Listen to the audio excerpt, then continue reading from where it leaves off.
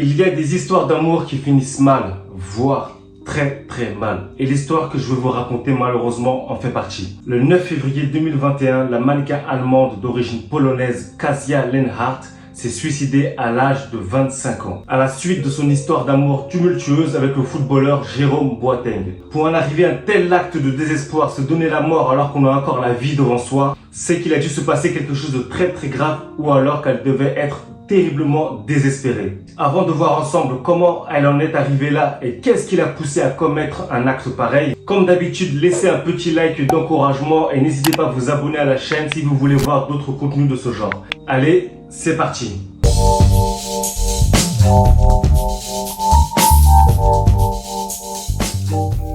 On a tous déjà entendu parler plus ou moins de relations passionnelles et toxiques. Ces gens-là qui se mettent en couple mais qui se font constamment la guerre ou alors qu'il y a toujours des sources de tension. Un peu comme Greg et Maeva de la télé-réalité.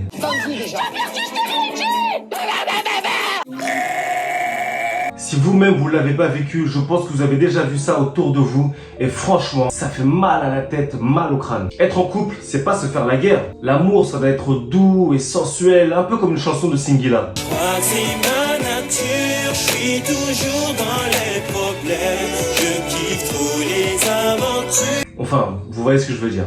Et généralement, si une histoire d'amour commence mal ou sur des mauvaises bases, il y a des chances que ça se termine mal également. Vous allez comprendre plus tard pourquoi est-ce que je dis ça. Alors pour commencer, qui est Kasia Lenhardt? Comme je vous l'ai dit plus tôt, c'est une mannequin allemande née en 1995. Elle s'est fait connaître en 2012 dans l'émission Gemini's Next Step Model, présentée par la mannequin Heidi Klum. C'est une sorte de concours un peu à la nouvelle star pour élire la prochaine grande top modèle allemande. Elle avait fini 4e de la compétition. Décidément, en 2012, tout comme Derrick Jackson, c'est l'année où les gens ont commencé à se faire connaître, j'ai l'impression. Moi, je faisais quoi en 2012? Ah! J'étais au chômage.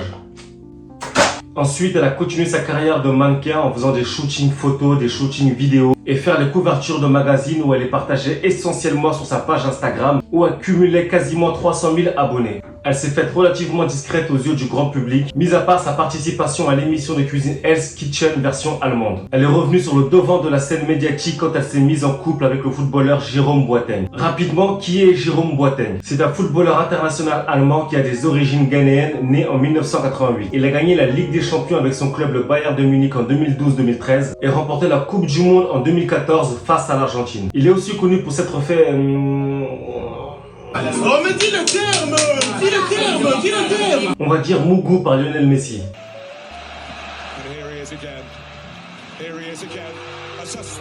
Avant de se mettre avec Kasia Lenhardt, Jérôme Boateng était marié avec Sherin Sandler, une créatrice de mode allemande avec qui il a eu des jumelles. Au cours de leur relation, ils ont eu pas mal de séparations liées aux infidélités de Jérôme et en 2015, ils se sont carrément séparés. Son ex va révéler dans un journal qu'il y avait des grosses disputes dans leur couple, au point où c'est arrivé que Jérôme Boateng l'avait frappé et même mordu. Donc infidèle, frappeur et cannibale. Ça fait beaucoup là, non? Bon après, on ne sait pas si c'est vrai ou faux car il n'y a jamais eu de suite à cette affaire. Et n'oubliez pas qu'avant de juger une histoire, il faut toujours entendre les deux versions. Bref, ils vont finir par se rabibocher et se remettre ensemble, puis de nouveau se séparer quelques temps après. Il va plus tard se mettre en couple avec Rebecca Silvera, une ancienne reine de beauté d'origine jamaïcaine et ex-star de télé-réalité. C'est après quelques temps passés ensemble qu'il va tout simplement la laisser tomber quand il fera la connaissance de Kasia Lenhardt. Quand les deux se mettront ensemble, ils vont faire leur vie et partager leur idylle tranquillement sur les réseaux sociaux. Et quand on voit les photos qu'ils partageaient ensemble, on a franchement l'impression qu'ils nageaient dans le bonheur et que tout allait bien dans leur couple. Mais malgré ça, ils vont finir par se séparer. Le 2 février 2021, Jérôme Boateng annonce dans sa story Instagram mettre fin à sa relation avec Kasia Lenhardt après 15 mois de relation. Il va mettre dans son message qu'il n'avait pas le choix de mettre fin à sa relation avec Kasia, que c'était la meilleure des choses à faire. Il s'est excusé aussi auprès de tous ceux qui l'avaient pu blesser et s'excuse surtout auprès de son ex-petite amie Rebecca et de ses enfants. Il dit qu'il est déçu de lui-même, qu'un homme doit prendre ses responsabilités et agir dans l'intérêt de sa famille.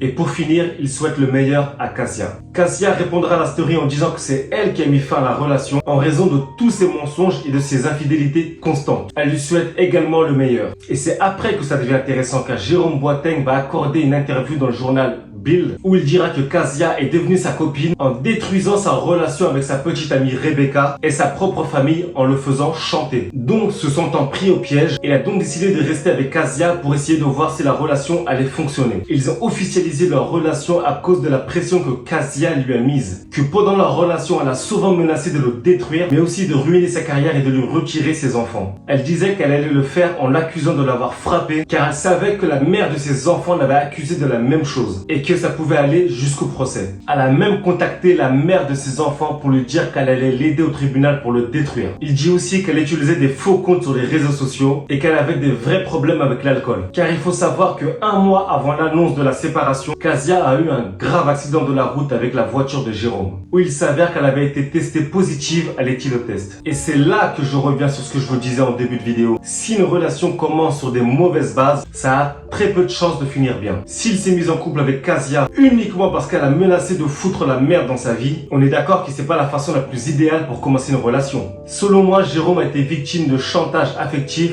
ou autrement appelé chantage émotionnel. Alors le chantage affectif, c'est tout simplement le fait de prendre le pouvoir sur quelqu'un en exerçant une pression ou une menace. C'est une façon d'utiliser l'affection, les sentiments pour avoir de l'emprise sur quelqu'un. Le principe du chantage affectif, c'est de faire des menaces avec des phrases bien précises dont on sait que la personne ne restera pas insensible, du genre « si tu ne fais pas ça, si tu m'aimes pas vraiment, si tu sors avec tes amis, je vais me sentir mal et seul à la maison, si tu ne fais pas ça, je te quitte, si tu ne viens pas avec moi, si tu ne m'accordes pas autant d'importance » ou pire, si tu me quittes, je me tue. Donc vous l'aurez compris, ce n'est ni plus ni moins que de la manipulation. C'est pas évident de s'en apercevoir car les personnes qui font ça jouent avec les sentiments et la culpabilité. Et la victime se posera toujours des questions du genre si je ne fais pas ça, je suis un monstre, si je ne fais pas ça, je vais lui faire du mal, etc.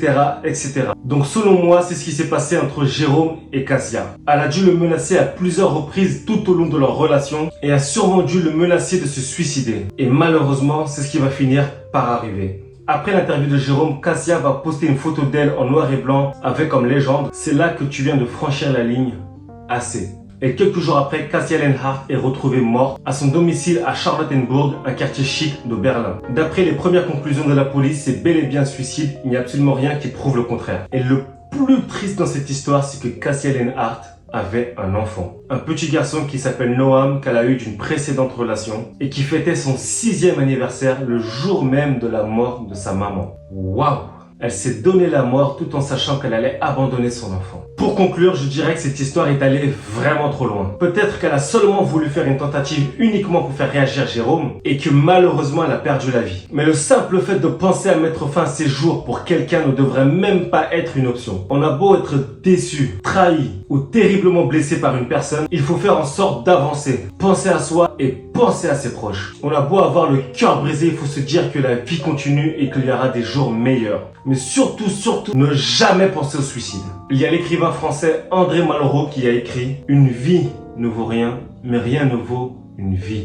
Repose en paix, Kasia Lenhardt. Merci à tous d'avoir suivi cette vidéo jusqu'au bout et dites-moi ce que vous pensez de cette histoire. Est-ce que vous avez déjà vécu vous-même le chantage affectif ou un de vos proches? Racontez-moi dans les commentaires, je vais essayer de répondre à un maximum de personnes. Si vous avez aimé la vidéo, mettez un petit like pour me soutenir et n'hésitez pas à vous abonner pour ne pas rater les prochaines vidéos. Vous pouvez également me suivre sur Instagram pour encore plus de débats ou si vous avez des suggestions à me faire pour les prochaines vidéos. Allez, salut!